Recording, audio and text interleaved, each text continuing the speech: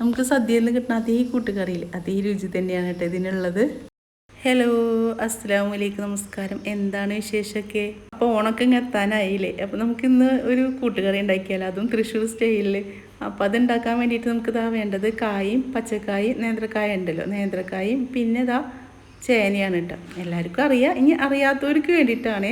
അപ്പോൾ ഇതുണ്ടാക്കാനായിട്ട് ഞാനൊരു നേന്ത്രക്കായ എടുത്തിട്ടുണ്ട്, പിന്നെ ഒരു ചെറിയ പീസ് ചേന എടുത്തിട്ടുണ്ട് കേട്ടോ. അപ്പോൾ നേന്ത്രക്കായുടെ തൊലി ഇങ്ങനെ ഇതുപോലെ കളഞ്ഞിട്ടാണ് ഞങ്ങൾ ഇവിടെ എടുക്കാറുള്ളത്. അപ്പോൾ കായയുടെ തൊലി കളയാണ്ട കേട്ടോ. കായത്തൊലിയും പയറും കൂടിയിട്ട് ഉപ്പേരി വെച്ച് അടിപൊളിയാണ്. അപ്പോൾ ഇനി നമ്മൾ കാളം കൂടിയും കൊടുക്കാൻ വേണ്ടിയിട്ട് എടുക്കൂല. അപ്പോൾ ഇതിനും കൂടി തൊലി വെച്ചിട്ട് ചെറിയൊരു ഉപ്പേരി ഉണ്ടാക്കിയെടുക്കുക. നമ്മളെ ഉണക്കപ്പയറില്ല, അതും ഇതും കൂടിയിട്ട് മുറിച്ചിട്ട് ഉപ്പേരി വെച്ച് അടിപൊളിയാണ്. അപ്പോൾ നമ്മുടെ ചേനയും പിന്നെ കായൊക്കെ തൊലി കളഞ്ഞെടുത്തിട്ടുണ്ട്. ഇനി മുറിച്ചെടുക്കുക. അപ്പോൾ ഞാൻ കായ കുറച്ച് വലുതാക്കിയിട്ട് മുറിച്ചെടുക്കൂട്ടെ, രണ്ടും കൂടി ഒരുമിച്ച് വേവിച്ചെടുക്കില്ല. അപ്പോൾ ചേന വേകുമ്പോഴത്തേനാണ് കായ വെന്ത് വരുള്ളൂ. അല്ലെങ്കിൽ കായ മുന്നേ വേവും ചെയ്യും, ചേന വേവില്ല. അപ്പോൾ പിന്നെ പെട്ടെന്ന് അടി പിടിക്കാനുള്ള ഒരു ഇതുണ്ടല്ലോ, അത് കാരണം കുറച്ച് വലുതാക്കിയിട്ടാണ് കായ മുറിച്ചെടുക്കാറുള്ളത്. അപ്പോൾ രണ്ടും മുറിച്ചെടുത്തിട്ട് ഒന്നും കൂടി കഴുകി കൊണ്ടുവന്നിട്ടുണ്ട്.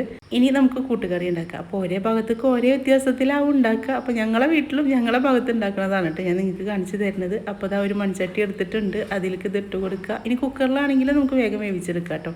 ഇനി കുറച്ച് മഞ്ഞൾപ്പൊടി ഇട്ട് കൊടുത്തിട്ടുണ്ട്. ഇനി കുറച്ച് മുളക് പൊടി, നമ്മൾ ലാസ്റ്റ് കുരുമുളക് പൊടി ഇട്ട് കൊടുക്കുന്നുണ്ട്. അത് കാരണം കുറച്ച് മുളക് പൊടി ഇട്ട് കൊടുത്താൽ മതി. പിന്നെ ആവശ്യത്തിനുള്ള ഉപ്പും ഇട്ട് കൊടുത്ത് പിന്നെ കുറച്ച് വെള്ളം കൂടി വെച്ചിട്ട് നമുക്കൊന്ന് വേവിച്ചെടുക്കാൻ വേണ്ടിയിട്ടാണ്.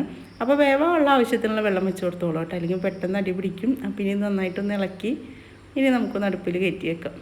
ചേനയും കായും ഒന്ന് വേവണം, ആ ഒരു സമയം മതി കേട്ടോ. നമുക്കിത് ഉണ്ടാക്കിയെടുക്കാനുള്ള ആകെയുള്ള ബുദ്ധിമുട്ട് നമുക്ക് നാളികേരം ഒന്ന് വറുത്തെടുക്കണം, അത്രേ ഉള്ളൂ. ബാക്കിയെല്ലാം പെട്ടെന്നാവണതാണ്. അത് വെന്ത് വരുമ്പോഴത്തേന് ഞാനിവിടെ കുറച്ച് കടല ഉപ്പിട്ട് വേവിച്ചെടുത്തിട്ടുണ്ടായിരുന്നു. നമ്മളെ കറുത്ത കടല ഉണ്ടല്ലോ. ഇനി ഇതിൻ്റെ പകരം നമുക്ക് കടലപ്പരിപ്പ് കൊടുക്കാം.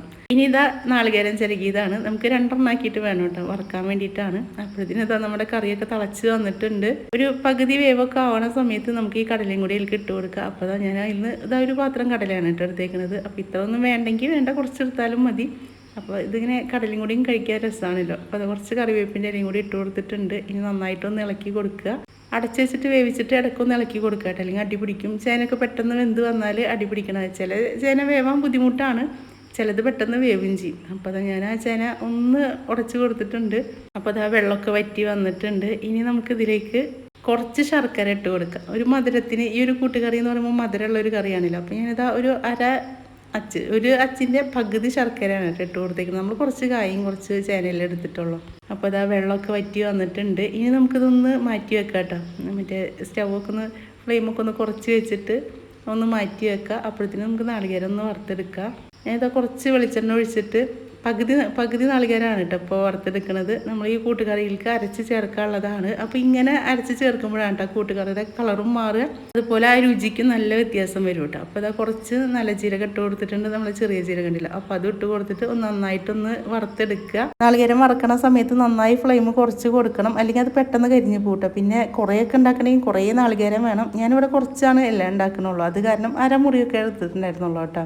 അപ്പോൾ ഒരുവിധമായി വരുന്നുണ്ട്. ഇനി ഇതിലേക്ക് നമുക്ക് കുരുമുളക് ആണെങ്കിൽ കുരുമുളക് ഇട്ട് കൊടുക്കുക, അല്ലെങ്കിൽ കുരുമുളക് പൊടി ഇട്ട് കൊടുക്കുക കേട്ടോ. ഞാൻ കുരുമുളക് പൊടിയാണ് ഇട്ട് കൊടുക്കുന്നത്, നമ്മളെ വീട്ടിൽ തന്നെ പൊടിച്ചെടുത്തതാണ്. എനിക്ക് അങ്ങനെ പുറത്തുനിന്ന് കുരുമുളക് പൊടി മേടിക്കുന്നത് ഇഷ്ടമല്ല, അതിനെങ്ങാണ്ട് നല്ല നമ്മളെ വീട്ടിൽ നിന്ന് പൊടിച്ചെടുക്കുന്നതാണ്. അപ്പോൾ ഞാൻ കുരുമുളക് നമ്മുടെ വീട്ടിൽ മേടിച്ചിട്ട് അങ്ങനെ പൊടിക്കുകയും ചെയ്യാറ് കേട്ടോ. കുരുമുളക് പൊടി ഇട്ട് കൊടുത്തിട്ടുണ്ട്. നമ്മൾ മുളക് പൊടി കുറച്ചാണ് ഇട്ടിട്ടുണ്ടായിരുന്നുള്ളൂ. അപ്പോൾ അതിനുള്ള എരിവിനനുസരിച്ചിട്ടുള്ള കുരുമുളക് പൊടിയാണ് കേട്ടോ ഞാൻ ഇട്ട് കൊടുത്തിട്ടുണ്ടായിരുന്നത്. അപ്പോൾ ഇനി നമുക്ക് സ്റ്റൗവൊക്കെ ഓഫാക്കുക. ചട്ടിയിലിരുന്നിട്ട് ഒന്നും കൂടി മുരിഞ്ഞ് വരുമല്ലോ. അപ്പോൾ അതിൻ്റെ കളർ നന്നായിട്ടൊന്ന് മാറി വരണം കേട്ടോ, എന്നാലാണ് നമുക്ക് ആ കൂട്ടുകറിക്ക് ഒരു കറുത്ത കളറ് ഒരു പോലത്തെ അങ്ങനത്തെ കളറായിട്ട് കിട്ടുക. അപ്പോൾ നന്നായി മുരിഞ്ഞ് വന്നിട്ടുണ്ട്, കരിഞ്ഞതൊന്നും ഇല്ല കേട്ടോ, നന്നായി മുരിഞ്ഞത് തന്നെയാണ്. അപ്പോൾ അത് ചൂടാറിയതിൻ്റെ ശേഷം നമുക്കൊന്ന് അരച്ചെടുക്കാം.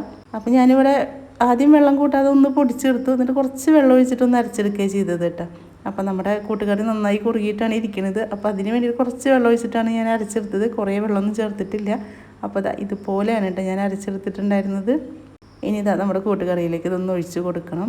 അപ്പോൾ കൂട്ടുകറി ഒന്നും കൂടി ഞാൻ ചൂടാക്കാൻ വെച്ചിട്ടുണ്ട്. വെള്ളം വറ്റിയപ്പോൾ ഞാൻ വേഗം അങ്ങോട്ട് മാറ്റി വെച്ചതായിരുന്നു കേട്ടോ, അല്ലെങ്കിൽ അടി പിടിച്ചാലോ എന്ന് വിചാരിച്ചിട്ട്. എനിക്ക് ഭയങ്കര പേടിയാണ് ഈ കറികളൊക്കെ അടി പിടിച്ച പിന്നെ ഒന്നിനും പറ്റില്ലല്ലോ, അങ്ങനെ എടുത്ത് കളയല്ലേ ചെയ്യുക. ഈ കൂട്ടുകറിയിലേക്ക് നമ്മൾ അരച്ച ചരപ്പും കൂടി ഒഴിച്ച് കൊടുക്കുക. പിന്നെ അതൊന്ന് ചുവറ്റിയിട്ട് കുറച്ച് വെള്ളം കൂടി ഒഴിച്ച് കൊടുക്കുക കേട്ടോ.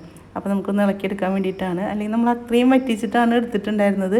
ഇനി നന്നായിട്ടൊന്ന് ഇളക്കി യോജിപ്പിച്ചതിൻ്റെ ശേഷം ഉപ്പൊക്കെ കുറവുണ്ടെങ്കിൽ മുന്നേ തന്നെ നമുക്ക് ഉപ്പിട്ട് കൊടുക്കാം കേട്ടോ. അപ്പോൾ എനിക്ക് ഉപ്പൊക്കെ കറക്റ്റ് ആയിരുന്നു, എരിവും ഉപ്പും എല്ലാം കൂടി എല്ലാം പാകത്തിനായിരുന്നു കേട്ടോ. അത് കാരണം പിന്നെ വേറെ ഒന്നും ഇട്ട് കൊടുക്കണ്ടായിരുന്നില്ല. ഇനിയിപ്പോൾ നമുക്ക് ഇതിലേക്കൊന്ന് വറവ് ഇടണമല്ലോ, അതിന് വേണ്ടിയിട്ട് കുറച്ചധികം തന്നെ വെളിച്ചെണ്ണ ഒഴിച്ച് കൊടുത്തിട്ടുണ്ട്. ഇനി കടുകാണ് ഇട്ട് കൊടുക്കുന്നത്. പിന്നെ വറ്റൽമുളക്, നമ്മൾ ഉണക്കമുളക് ഇട്ട് കൊടുത്തിട്ടുണ്ട്. ഇനി ആവശ്യത്തിനുള്ള കറിവേപ്പിൻ്റെ ഇലയും കൂടി ഇട്ട് കൊടുക്കുക.